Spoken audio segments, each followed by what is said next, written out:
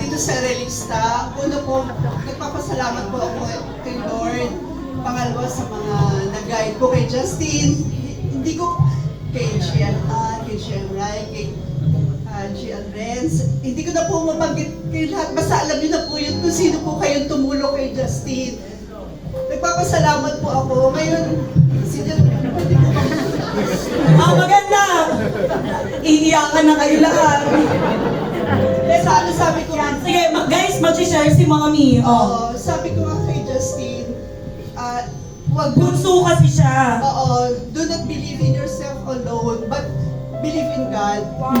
Galing. Kasi si Lord, yan niya lahat kung ano makakabuti sa iyo. Pangalawa, sabi nga, follow your heart.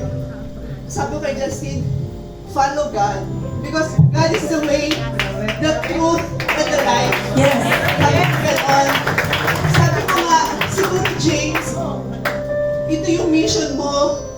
Ikaw ang isa sa naging instrument ni Lord para sa bawat tao. Kagaya po ninyo, kayo po ang instrumento ni Lord.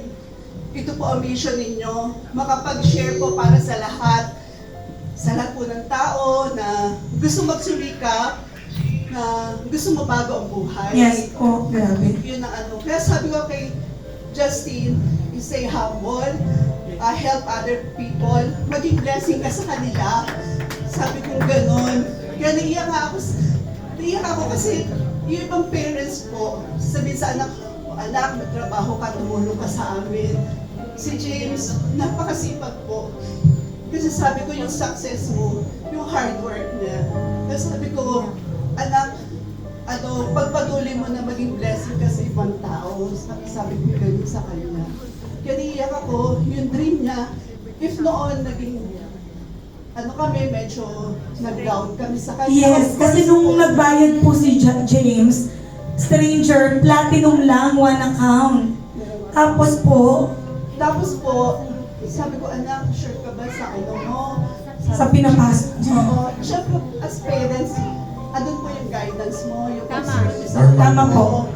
Ngayon, I'm very proud of him na napupunta siya sa magandang community, na God-centered. Kasi si James since bata yan, talaga, Lord yan. Tumutulong siya sa ibang tao. Hindi sabi, Mami, hindi kailangan malaman ng kalang kami yung ginagawa niya.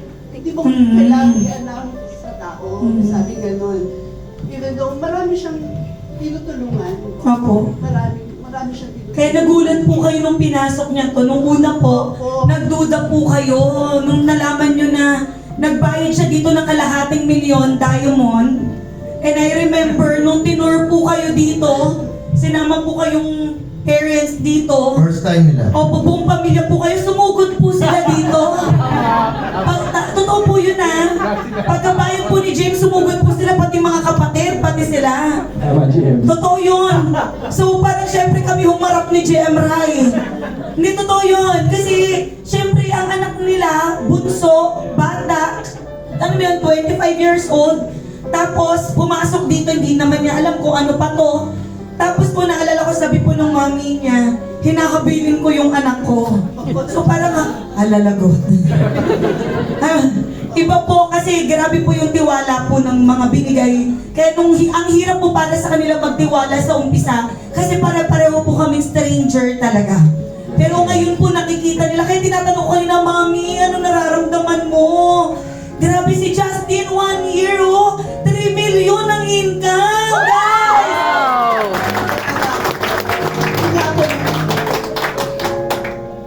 Ang galing. I love you, anak.